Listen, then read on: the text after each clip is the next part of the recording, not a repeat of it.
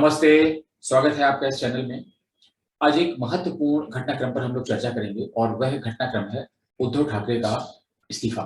ये अचानक नहीं था। आपको याद होगा कि जब उद्धव ठाकरे ने वर्षा का बंगला खाली किया था, उसी दिन ये कयास लगाए जा रहे थे कि वे अपने पद से इस्तीफा दे देंगे। लेकिन इस बीच में उन्होंने शरद पवार से मुलाकात की और आप सभी जानते हैं कि उद्धव ठाकरे मुख्यमंत्री जरूर थे, लेकिन सरकार की बागडोर काफी हद तक शरद पवार के हाथों में थी और उद्धव ठाकरे उन्हीं से हर छोटे बड़े मसले पर सलाह मशवरा किया करते थे। शरद पवार ने उनको सलाह दी कि नहीं नहीं, ऐसे इस्तीफा देने की आवश्यकता नहीं है और शायद उन्होंने अपनी नाराजगी भी प्रकट की। उनकी नाराजगी का असर यह हुआ कि उद्धव ठाकरे रुक गए, उन्होंने इस्तीफा नहीं दिया। और उसके पीछे भी लोग कारण तलाशते हैं कि जब इनके पास बहुमत नहीं था, नंबर नहीं थे, तो उनको इस्तीफा उसी समय दे देना चाहिए था। क्यों नहीं इस्तीफा दिया? उसके पीछे कारण है कि जो एनसीपी और कांग्रेस के नेता हैं, जो पार्टियां हैं, बहुत अनुभवी पार्टियां हैं और सत्ता में ज्यादातर समय रही हैं। सत्ता से कैसे फायदा उठाया जाए, कैसे क्या किया जाए, सबको मालूम है।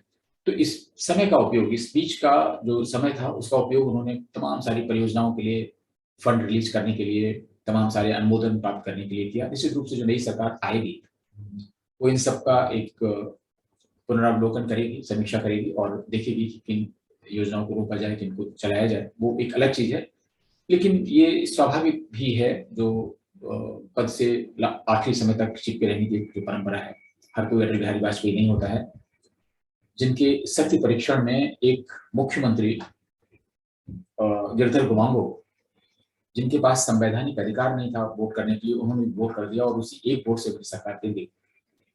और ऐसा तो नहीं होता है। तो नैतिकता की बात तो क्या की जाए। लेकिन ऐसा समझा जाता है कि उद्धव ठाकरे के पास, जो मैंने पहले भी बताया था कि 10-12 विधायक ही आखिर में बचेंगे और हो सकता है कि अगर बहुत ज्यादा समय लगाएंगे तो वो 10-12 भी टूट जाएंगे, सिर्फ आदित्य ठाकरे ही उनके पास बचेंगे। ऐसा माना जाता है कि उनमें से कई विधायक टूट चुके हैं और जो विधायक दल के नेता जिनको उद्धव ठाकरे ने बनाया है, अजय चौधरी, जिनकी तरफ से सर्वोच्च न्यायालय में याचिका भी दायर की गई थी, समझा जाता है कि वो भी एकनाथ शिंदे के ग्रुप में चले जाएंगे जैसे ही सत्य परीक्षण होगा। तो खैर, सत्य परीक्षण की नौबत नहीं आई, उन्होंने इस्तीफा दे दिया और अब बहुत संभावना इस चीज की है कि देवेंद्र फडणवीस सीधी सरकार बनाने का दावा ठोकेंगे और उनके दावे के साथ में एक नाथ शिंदे भी होंगे और देवेंद्र फडणवीस मुख्यमंत्री के रूप में आएंगे और एक नाथ शिंदे उप मुख्यमंत्री के रूप में आएंगे। ये घटना का आखिरी पराक्षेप होगा जब महाराष्ट्र में सामान्य तौर से काम काज शुरू हो जाएगा। पूरे देश की निगाहें महाराष्ट्र पर लगी हुई थी और महाराष्ट्र के लोग, खासतौर से मुंबई में जो लोग बाहर के लोग रहते हैं, जब इस तरह की घटनाएं होती हैं ऊहापोह, तो उनकी दिलचस्पी इसमें भी बढ़ जाती है। वैसे घटनाएं कम होने लगी, नहीं तो तमाम जब उपद्रव होते हैं तो उनके शिकार उत्तर भारतीय और बाहर के लोग, राज्य के बाहर के लोग ज्यादातर होते हैं। अब की बार जो धरना प्रदर्शन और उद्धव ठाकरे के लोगों ने करने की कोशिश की, तोड़फोड़ की, उनका निशाना भी मराठी लोग ही थे, मीन्स एक नाथ शिंदे ग्रुप के लोग थे। और जब एक नाथ शिंदे ग्रुप के लोग निकले तो मामला बराबरी पर पहुंच गया और इनमें काफी कमी आ गई, क्योंकि आपस का टकराव शायद ये लोग नहीं चाहते होंगे। जो भी कुछ हो, बहरहाल जो राज्य के बाहर के लोग हैं उन्होंने काफी राहत की सांस ली, चलिए ठीक है। और जो कार्यालय, बहुत सारे कार्यालय हैं पूरे भारतवर्ष के, खासतौर से मुंबई को आर्थिक राजधानी बताया जाता है, उन लोगों ने भी चैन की सांस ली, जो हजारों लोग ट्रेन बसों से सफर करके अपने अपने कार्यालय पहुंचते हैं। ये एक पहला है। लेकिन अब थोड़ा सा दृष्टिपात करते हैं जो पिछली घटनाएं हुई। आप सोचिए कि जिस दिन इस तरह का विद्रोह हुआ शिवसेना में और एक नाथ शिंदे 20 से अधिक विधायकों को लेकर, शायद 27 से 28 विधायकों को लेकर सूरत गए और वहां से फिर गुवाहाटी गए और गुवाहाटी से गोवा पहुंच गए हैं। पूरी घटनाक्रम पर अगर हम नजर डालें तो ऐसा लगता है कि जैसे बड़े बेआबरू होकर तेरे पूछे से हम निकले। उद्धव ठाकरे बहुत ही संयत, शांत प्रिय व्यक्ति हैं और उनका स्वभाव ऐसा नहीं है कि वो बहुत ज्यादा राजनीति, कूटनैतिक उठापटक में पड़े। लेकिन फिर इस चक्कर में कैसे आ गए? उन्होंने कहा भी कि जैसा अप्रत्याशित रूप से अचानक वो मुख्यमंत्री बन गए थे, वो उसी तरीके से अचानक मुख्यमंत्री पद छोड़ रहे हैं। ये उन्होंने कहा जरूर, लेकिन मुख्यमंत्री का पद उन्होंने अचानक नहीं छोड़ा। सभी को लगता था कि मुख्यमंत्री का पद तो उनको छोड़ना ही पड़ेगा, चाहे तो बहुमत के बाद छोड़े या उसके पहले। और उन्होंने थोड़ी सी समझदारी का परिचय दिया कि पहले छोड़ दिया। यद्यपि अच्छा होता कि वह पहले ही छोड़ देते जिस दिन उन्होंने वर्षा का बंगला खाली किया था, जो भी करना था, तो शायद जो इस बीच में जनता में जो गुस्सा आया है उससे बच जाते। अब भी उन्होंने इस्तीफा देकर एक तरीके से जनता की सहानुभूति बटोरने की कोशिश की है, लेकिन इतना अधिक नुकसान हो गया है शिवसेना का कि इसको संभालना और अपने मूल स्थान पर पहुंचना इतना आसान भी नहीं लगता है। और ये नुकसान कैसे हुआ, इसमें अगर हम देखें तो देवेंद्र फडणवीस एक बड़े नेता के रूप में, बड़े राजनेता के रूप में उभरे हैं और उन्होंने महाराष्ट्र के दिग्गज कहे जाने वाले शरद पवार को पछाड़ दिया है। शरद पवार की पॉलिटिक्स फेल हो गई है और कांग्रेस में तो कई पूर्व मुख्यमंत्री हैं, सबकी अपनी अपनी पॉलिटिक्स थी, सबकी पॉलिटिक्स धरी की धरी रह गई। लोग कहेंगे कि नहीं, भाजपा ने ये किया, भाजपा ने वो किया, लेकिन अगर अपने विधायक इनके साथ में रहते तो भाजपा क्या कोई भी कुछ नहीं कर सकता था। लेकिन खैर, भाजपा और शिवसेना को भी मैंडेट मिला था राज्य में सरकार बनाने का, और इस मैंडेट को तोड़कर मुख्यमंत्री बनने की लालच में उद्धव ठाकरे ने शरद पवार और कांग्रेस के साथ समझौता करके सरकार बना ली। लेकिन इसमें उद्धव ठाकरे, देखा जाए, सीधा रोल नहीं। उद्धव ठाकरे के साथ में एक शकुनी मामा जुड़े हुए, उनका नाम है संजय राउत। संजय राउत मूल शिवसैनिक नहीं है, वो तो एक नौकरी पेशा करने वाले पत्रकार थे जिन्होंने कई पत्रिकाओं में काम करते हुए सामना में आए और वहां से राजनीति में आ गए। स्वाभाविक रूप से उनका मूल चरित्र भले ही शिवसेना से मेल खाता हो, लेकिन जो जिन चीजों का, जिन परिपक्वता का उनमें समावेश होना चाहिए वो नहीं थी। आपने देखा होगा कि इस पूरे घटनाक्रम में उन्होंने जितनी बयानबाजी की उससे उद्धव ठाकरे का बहुत नुकसान हुआ। और संजय राउत, ऐसा माना जाता है कि एक ऐसे नेता हैं जिन्होंने शरद पवार की सह पाकर उद्धव ठाकरे को भाजपा के साथ सरकार बनाने से रोक दिया था। और शरद पवार ने ऐसा क्यों किया? शरद पवार स्वाभाविक रूप से, लोग पूरे देश में, महाराष्ट्र के बाहर उनको बहुत बड़ा मराठा नेता मानते हैं, एक्चुअली स्ट्रॉन्ग मराठा नेता मानते हैं।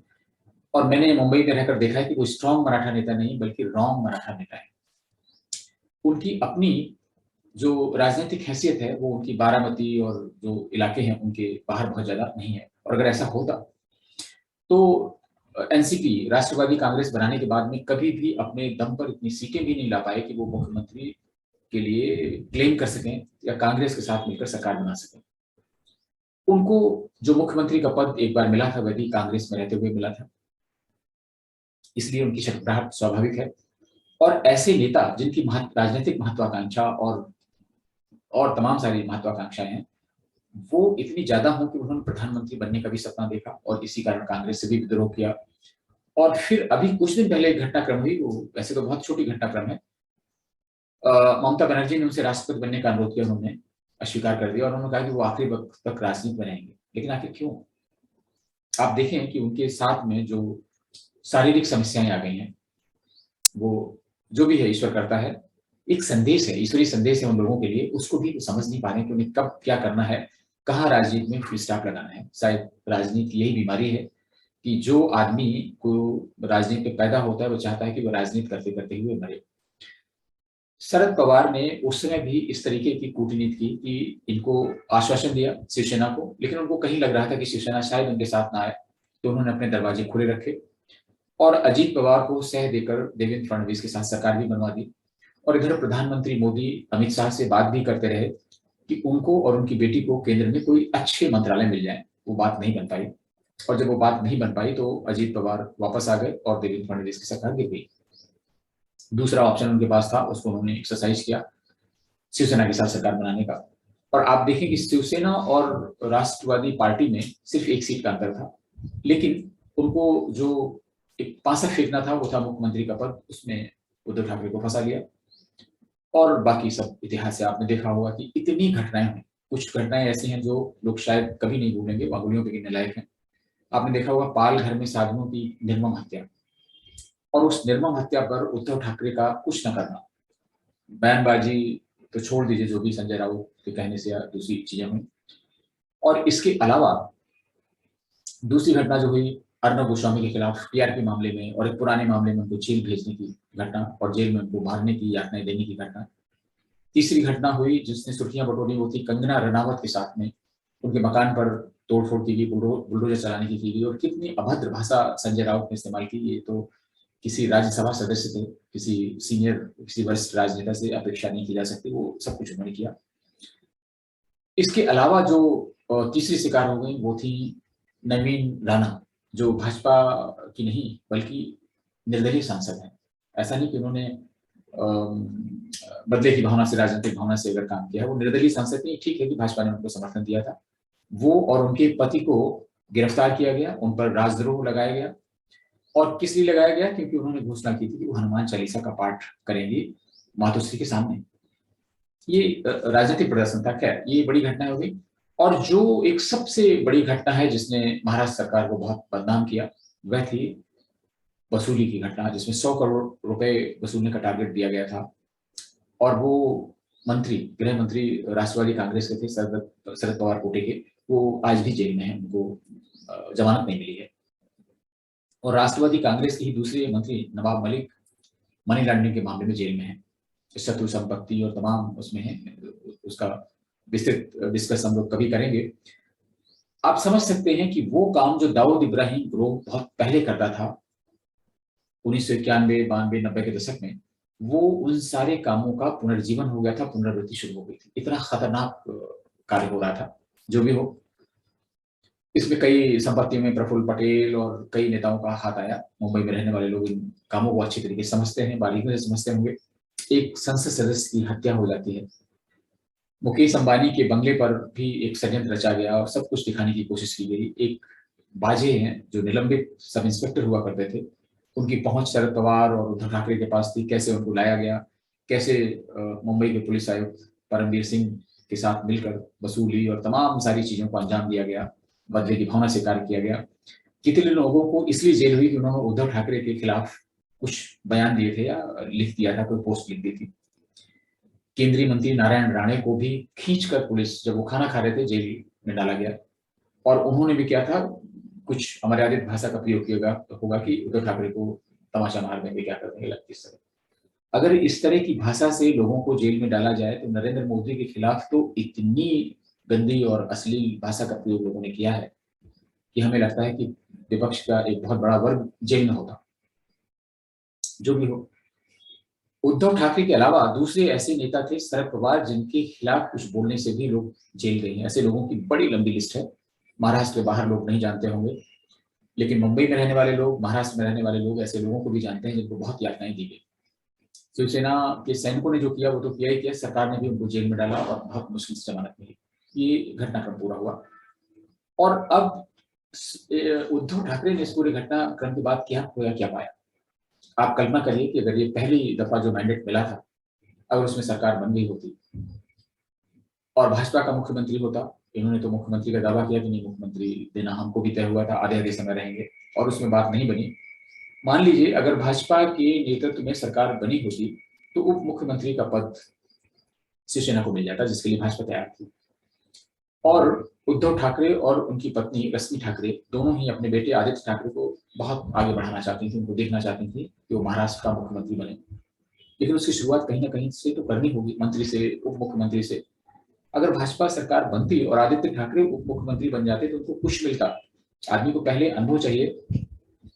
हमने देखा है, इतिहास गवाह है, बहुत से ऐसे नेता हैं जो पहली बार में सर्वोच्च पद पर पहुंचे और उन्होंने अपनी क्या हालत बना ली। राजीव गांधी एक ऐसे थे जिनको एक झटके से प्रधानमंत्री की कुर्सी मिली, और इंदिरा जी की मौत के बाद इतना बड़ा बहुमत मिला जो आज तक कोई छू नहीं सका। लेकिन इसके 5 साल बाद भी उनकी सरकार चली गई।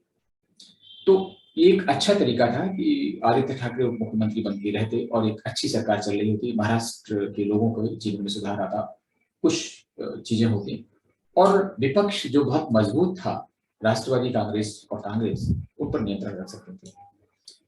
और इसके अलावा जो सबसे बड़ा हथियार उद्धव ठाकरे के पास रहता, हिंदुत्व का हथियार, जिसकी धार बिल्कुल खराब कर दी उन्होंने, उस पर धार लगाना बहुत मुश्किल है।